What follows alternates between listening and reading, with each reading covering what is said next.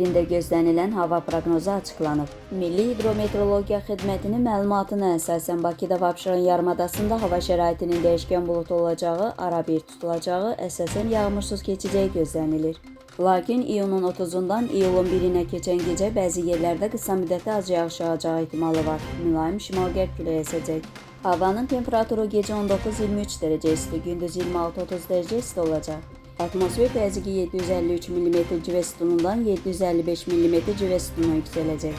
Nisbi rütubət gecə 60-65%, gündüz 40-45% olacaq. Azərbaycanın rayonlarında bəzi yerlərdə arabir yağış yağacağı, şimşək çaxacağı gözlənilir.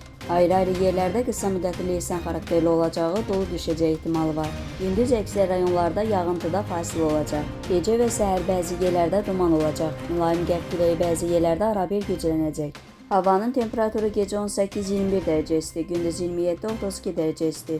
Dağlarda gecə 5-10 dərəcə isti, gündüz 15-20 dərəcə isti olacaq. Əgər sən də işləməkdən və dünyadan yorulmusansa, İlahiyyatçı Rüfət Qarayevin İncilər, Elmin Qapısı və Mənəvi Səyahət kitabını elə indi İsra nəşriyyatdan sifariş et. İstədiyin ünvana çatdırılsın.